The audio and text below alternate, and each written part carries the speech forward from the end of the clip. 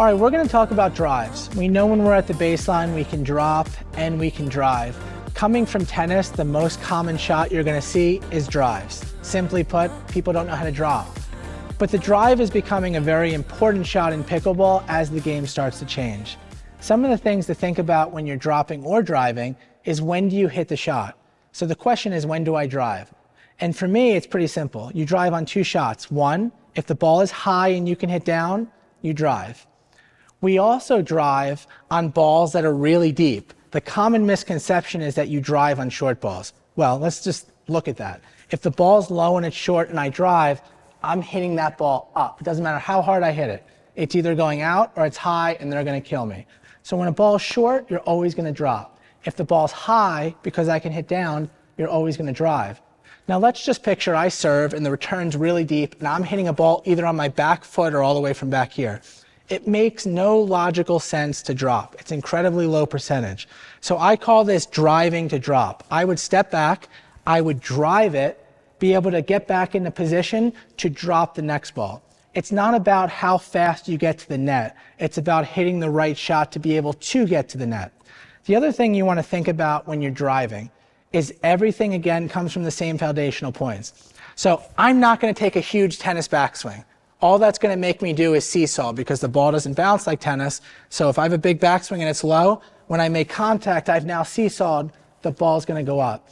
It's about having a short backswing and the follow through out to your target. So again, I'm going to set, as soon as the ball comes, I'm going to set if it's a forehand. I'm going to move my body, not taking my paddle back. I've literally just moved my body and now I drive right out to my target. Yes, when you watch pickleball on TV, the pros might take a bigger backswing. The pros might have a little bit bigger follow through.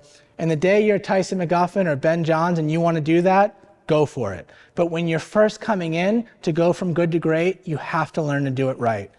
The other thing I want to think about is when I'm driving, where am I aiming? It's not just let me hit the crap out of the ball and wherever it goes, it's great. You want to be aiming again to keep that ball low. So I'm going to be aiming at that white net strap. If I can get it close to that net strap, I'm going to force them to at least have to volley up, which gives me a chance to attack. The other thing to think about when you drive is where do I drive? Do I go cross court? Do I go down the line? And the high percentage place to drive is always going to be down the line. The reason being is because by me going down the line, it allows my partner the possibility to cross, take over the middle, and potentially get a high volley off of a reflex volley. So it's very important. Don't just hit shots to hit shots to know why you're doing it to have a purpose. So a drive's going to look like this. If it's a forehand, I set my paddle, I drive it out. Notice how low the ball is. I'm always driving that ball out. My follow through is forward. I have 3 contact points, 1, 2, 3, and I'm able to drive it and make my opponent break their posture. There's no huge backswing. I am moving my feet. So keep in mind that I can move my feet back here, but I have to have a controlled backswing.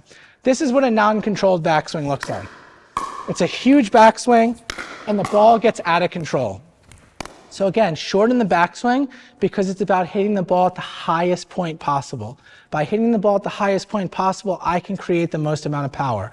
So again, it's going to look like this, in front, drive that ball out, it keeps it low. Now let's take a look at what it would look like driving on the backhand side. Coming from tennis, for me, I had a two-handed backhand all my life. I'm going to have a two-handed backhand in pickleball.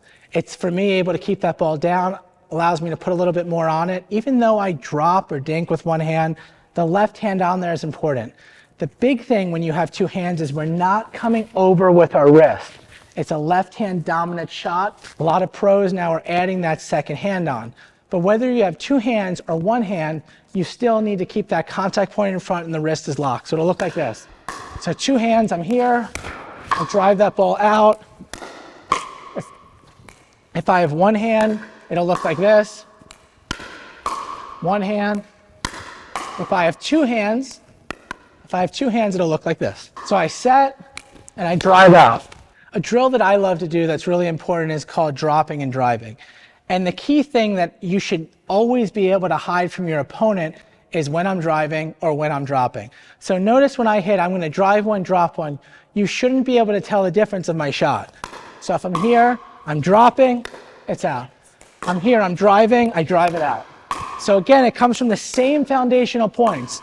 And it's a great drill to really get good at control. If it's a backhand, I drop it, and then I drive it. And then I drop it, and then I move around, I drive it. So no matter what shot you hit, we're able to hide it and disguise it by having the same setup. A drop is here, a drive is here.